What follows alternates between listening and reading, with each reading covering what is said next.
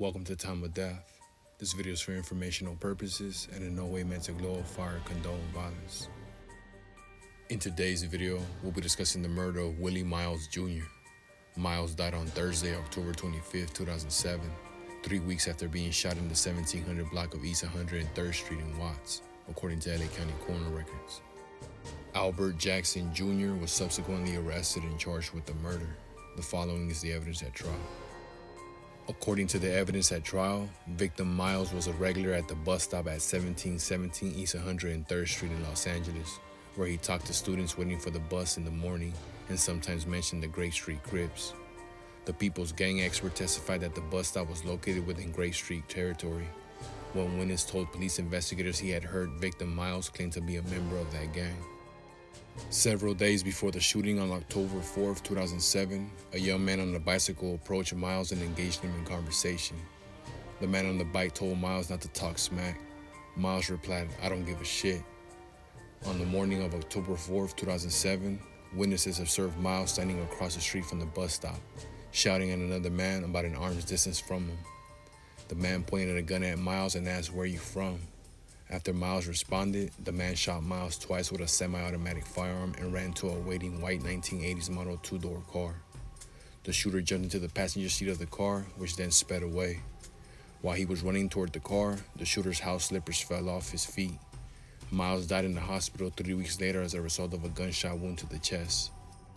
At trial, the people presented the testimony of several eyewitnesses.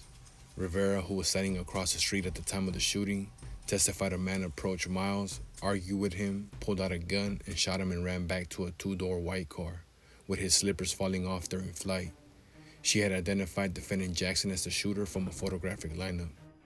Sandoval, who was driving through the area, testified she saw an African-American man carrying a gun and walking toward a white car. Vallejo, who was stopped at a traffic light, heard an explosion and saw through his rearview mirror the shooter walking toward a white car. He identified defendant Jackson in a photographic lineup.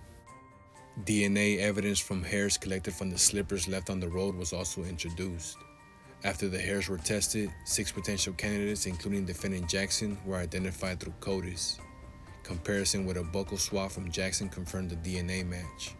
According to the People's Criminalists, on average only 1 person out of 7 billion unrelated individuals would have that DNA profile. LAPD Detective Jose Carrillas testified as the People's Gang expert. Carrillas explained aspects of gang culture, including the consequences of disrespecting a gang, and described the history, territory, dress, and criminal activity of the 10-line Gangster Crips, a small African-American street gang. The evidence defendant Jackson was a member of 10-line Gangster Crips included testimony from LAPD officers James Cullen and Frank Marino that a field identification card for Jackson created in 2007 documented his status as an admitted member of the 10-line Gangster Crips. Following the trial, the jury convicted Albert Jackson on a single count of murder and found true the gun and gang allegations. Jackson was sentenced to a prison term of 50 years to life. Willie Miles Jr. was 23 years old at the time of death.